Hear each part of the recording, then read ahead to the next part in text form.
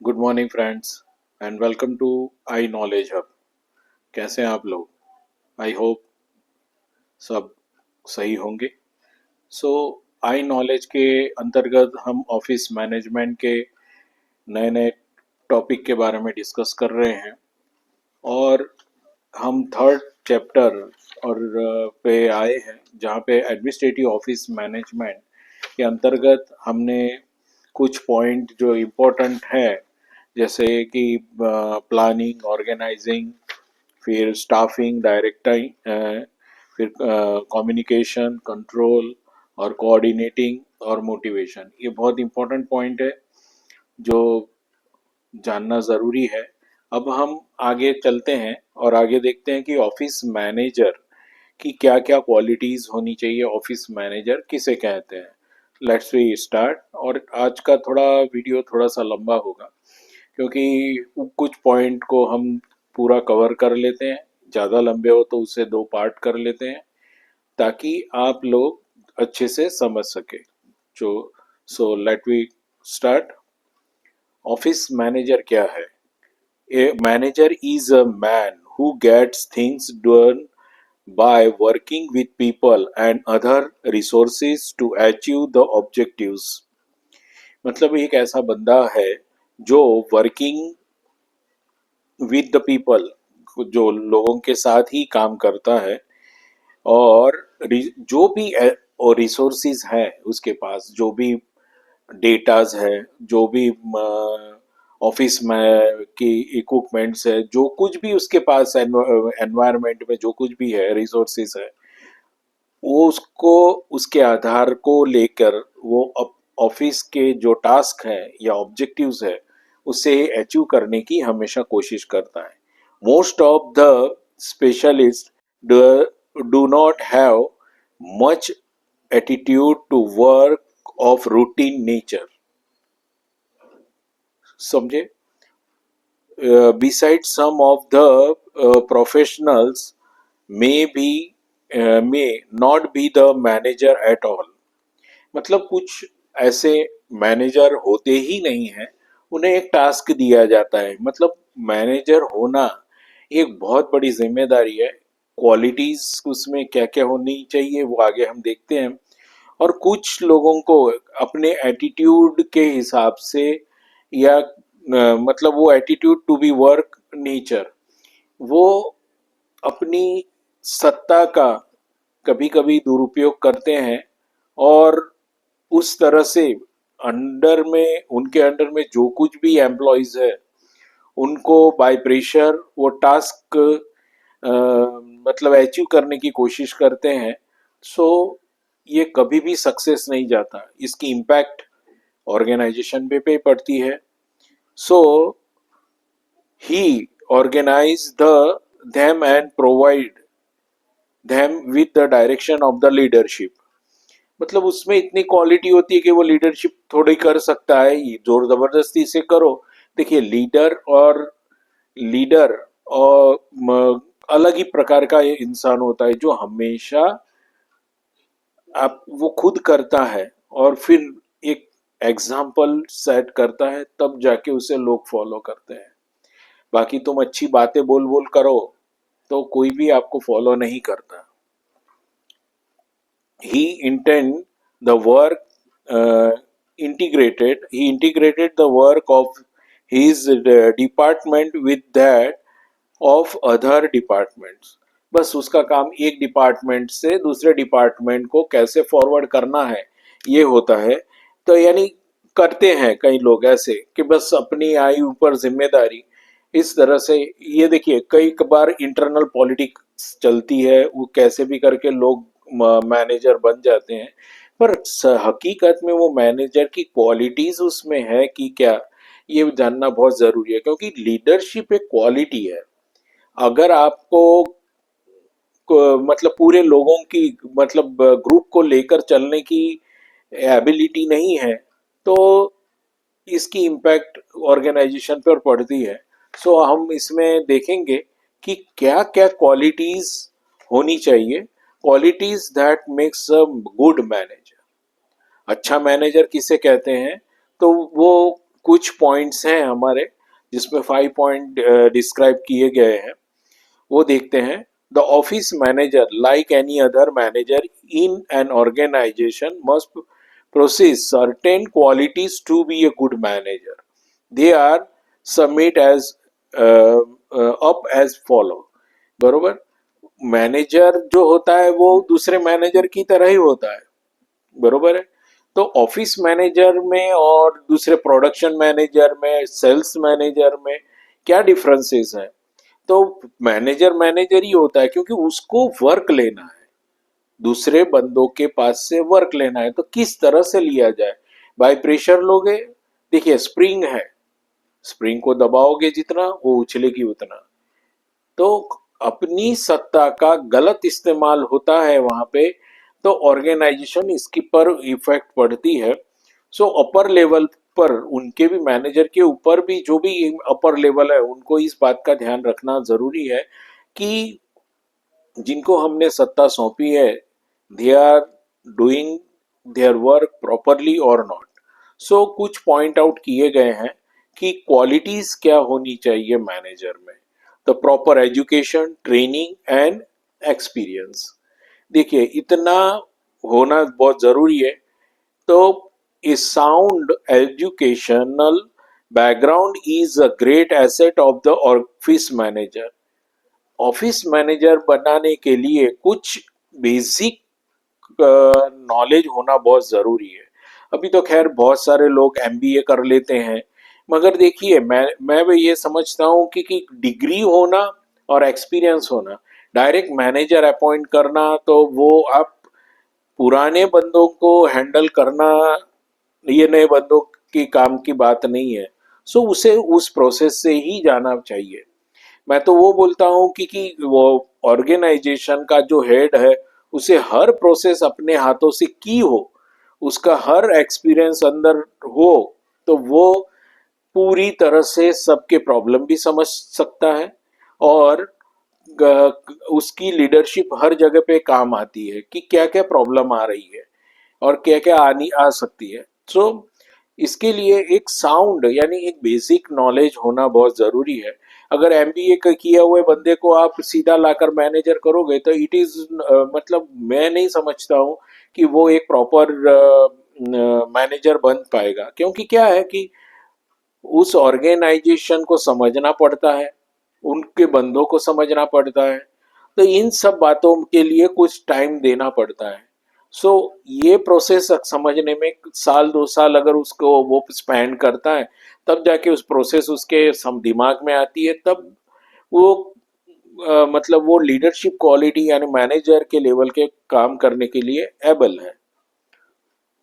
He should be A well train in office management procedure and system. मतलब उसको एक training होनी चाहिए ऑफिस मैनेजर बनने के लिए। Office machines, equipment and office routine. देखिए ये सब बातों का उसको नॉलेज होना बहुत जरूरी है कि उसके अंदर सिस्टम को समझने की ताकत, मतलब एबिलिटी होनी चाहिए। ऑफिस मशीन्स को चलाने की या उसके होने वाले प्रॉब्लम्स को सॉल्व करने की क्वालिटीज होनी चाहिए। इक्विपमेंट एंड ऑफिस रूटीन, जो ऑफिस के रूटीन्स होते हैं वो उसको समझने की उसमें ताकत होनी चाहिए। सो ये सब क्वालिटीज होनी चाहिए। And awareness about the social and political awareness also is also an important part of the personal education, as his this would help him in judging behavior of the subordinate। तो उसको एक experience आता है, social knowledge होना चाहिए। हर देखिए India में अलग अलग एरिया के अलग अलग साइकोलॉजिकल मतलब साइकोलॉजी भी है, और मतलब सब रीत रस्में भी अलग अलग होती है। तो सोशल और पॉलिटिकल सब जगह की अलग, तो इसका नॉलेज उसको होना जरूरी है। The important part of the personal, एक तो personal education, this he would be help, तो ये सब उसको हेल्प करती है। समझे, ये सब उनको हेल्प करती है judging the behaviour of the subordinate. तो उसके साथ काम करने वाले बंदों को वो जज कर पाता है कि क्या ये सही है, क्या ये गलत है। अगर कई बंदे बोलते हैं कि नहीं आज हमारे यहाँ ऐसा मतलब ये त्योहार है, और उस त्योहार के बारे में आपको मालूम ही नहीं, कुछ रीत रस्म ऐसी है, सर मुझे इसके लिए छुट्टी चाहिए, तो आप बोलोगे इसके लिए कोई छुट्टी मिलती है क्या? एक सीधी सिंपल सी बात है कि हमारे मतलब गुजरात के अंदर रक्षाबंधन की छुट्टी होती है, तो दूसरे स्टेट में नहीं होती है। सीधी सी बात है। दिवाली में भी दिवाली के दिन तक ये होती है, गुजरात में दिवाली के दूसरा दिन जो होता है वो न्यू ईयर होता है। तो उस दिन हर दुकान, हर ऑर्गेनाइजेशन सब बंद ही होता है। मतलब वो एक बिग फेस्टिवल है, और दूसरे और स्टेट के लिए शायद उसकी इतनी वैल्यू नहीं हो। सो इन सब बातों का भी नॉलेज होता है, तब उसके बिहेवियर सबॉर्डिनेट के साथ का उसका बिहेवियर और जानने में और उन्हें समझने में हेल्पफुल करता है। सेकंड पॉइंट है ability to delegate work. Work के लिए कितने डेलीगेट से काम करना चाहिए वो उसका एबिलिटी होनी चाहिए। This quality of the office manager is fundamental to his functioning, without which he can be hardly hope to function. The delegation helps distribute the workload of the manager and allows to firm to expand. देखिए उसके ऊपर का भी load उसको, मतलब manager के ऊपर जो लोड होता है वो डिवाइड किया करते हैं कि भाई तू ये वर्क कर डालना, तू ये वर्क कर डालना, उसके बाद मुझे फॉरवर्ड कर देना, उसके बाद उसका जो ऊपर लेवल का काम होता है वो उसे कर देते हैं। तो डेलीगेशन कितना वर्क, मतलब वो शॉर्ट टाइम के अंदर उसके दूसरे भी काम होते हैं। मतलब एबीसीडी से वो सब काम नहीं करेगा, ए टू जेड करने बैठेगा तो वो मतलब उसके लिए कुछ बंदे होना जरूरी है कि जो बेसिक वर्क करके दे उनको, और उसके बाद उसके आगे की प्रोसेस जो होती है वो मैनेजर करे, तो वो उसके बहुत सारे वर्क वो कर सकता है और इम्पोर्टेंस उसका अपर लेवल पे दिखता है।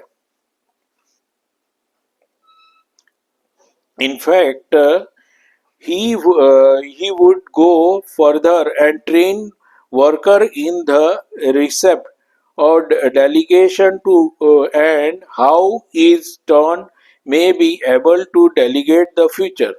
मतलब वो अपना किस डेलीगेशन से काम करवाता है इसके लिए ट्रेंड वर्कर को रखना बहुत जरूरी है। मैं वर्कर के यहाँ पे वर्ड यूज किया है, वर्कर यानी हम ऑफिस मैनेजर की बात कर रहे हैं, तो क्लरिकल वर्क जो भी अंडर में कर रहे हैं या ऑफिस असिस्टेंट का जो वर्क कर रहे हैं उस वो लेवल पे हम बात करेंगे कि उनकी क्या रिस्पॉन्सिबिलिटी है, तो उन्हें उस लेवल पे ट्रेन करना बहुत जरूरी है। ठीक है, तो ये सब बातें होती है। जैसे एक सिंपल सी बात है कि अगर पियून का काम सुबह ऑफिस खोलना, ठीक है, ऑफिस खोल के उसका जो भी काम है, सफाई का काम है, सब कुछ रेडी करके रखना, फिर स्टाफ आता है तो चाय पिलाने का है, पानी पिलाने का है, सब ये काम भी होने के बाद वो कितने चेक्स आए क्या आए, तो अगर क्लरिकल स्टाफ उसके लिए छोटे से काम के लिए नहीं है, मतलब उसके बाद प्यून को कोई काम नहीं रहता है, तो आप प्यून को भी ट्रेन कर सकते हो, क्योंकि कम से कम वो अपना क्या बोलते हैं कि वो काम का लोड कम कर सके और वो भी एंगेज रहे और कुछ काम ट्रेन कर। क्योंकि मैं बहुत से ऑफिस में देखे कि प्यून इतने ट्रेंड होते हैं कि मतलब आपको दूसरे बंदों की जरूरत भी नहीं पड़ती, वो बहुत अच्छे से हैंडल कर लेते हैं। सो ये भी जरूरी है, जैसे बैंक की स्लिप भरना और बैंक में कभी जाना हुआ, तो वो बैंक में रोज जाते हैं तो उनको मालूम होता है कि ये इस कंपनी का बंदा है। सो उनको उस तरह से वहां से आंसर लेकर आना, क्या क्या काम कौन सा है, मतलब उसको एक रूटीन मतलब रूट बना के देना, ताकि वो पेट्रोल का भी एक्सपेंस कम हो, तो उस तरह से रूट को वो डिजाइन करे कि पहले यहाँ जाना, पहले यहाँ जाना, यहाँ जाना। सो ऐसे बंदों को, ट्रेन बंदों को लाना जो कि एडॉप्ट कर सके, अपने वर्क को, ऑफिस वर्क को इजीली समझ सके। तो ये काम मैनेजर का है कि वेल ट्रेन्ड, मतलब एजुकेटेड पर्सन को तुम अपॉइंट करो और उसके बाद उसको मतलब वर्क डिवाइड करो। Now third one is ability to organize. अब देखा वही का बात आई है कि ऑर्गेनाइज वर्क को किस तरह से किया जाए। Office manager should be a great organiser since anything in the enterprise depends upon the office.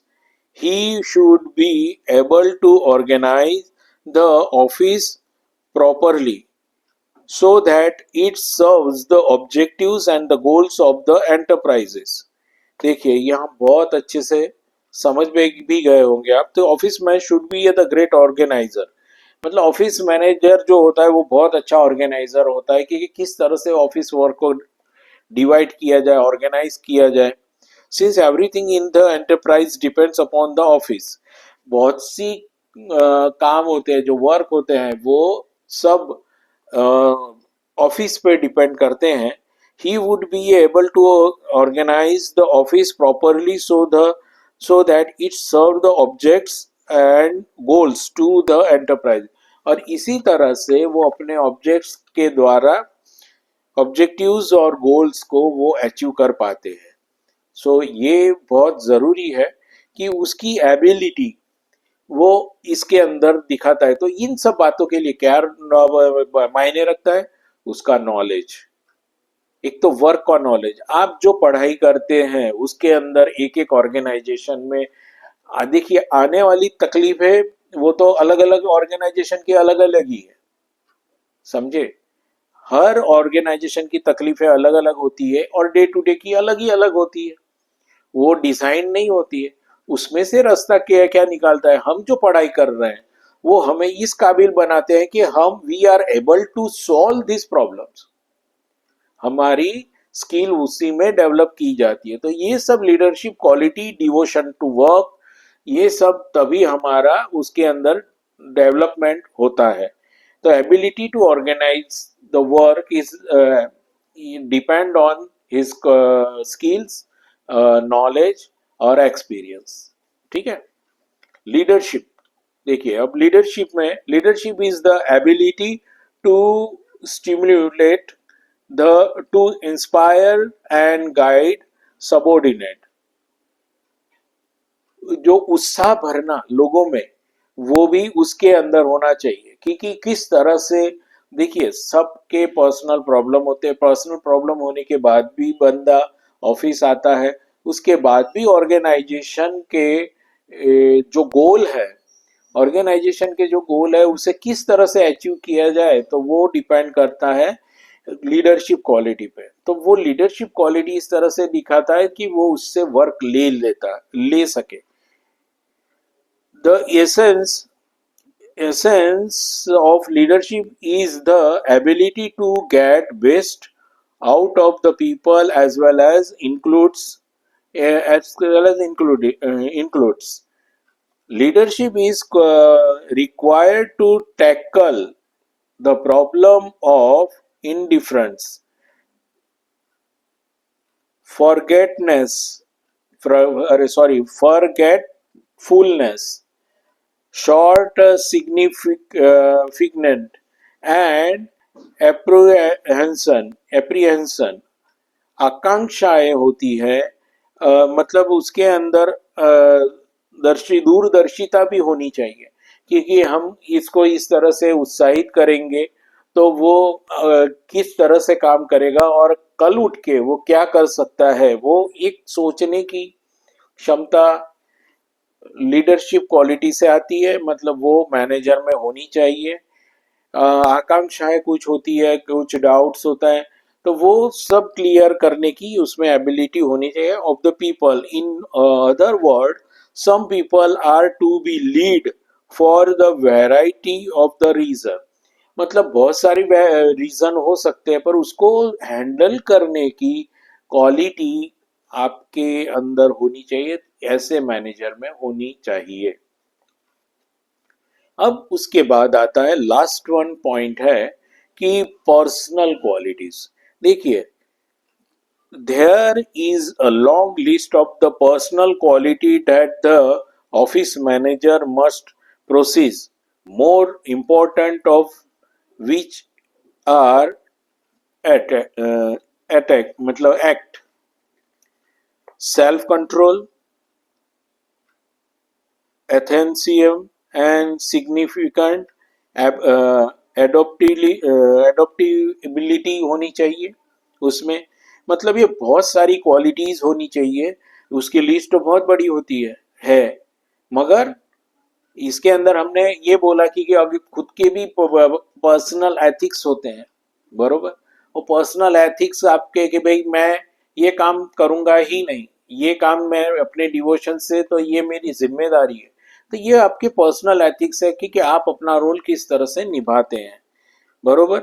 उत्साह किस तरह से भरना चाहिए, सेल्फ कंट्रोल खुद के अंदर किस तरह से होना चाहिए, बहुत सी चीजें हैं वहां पे।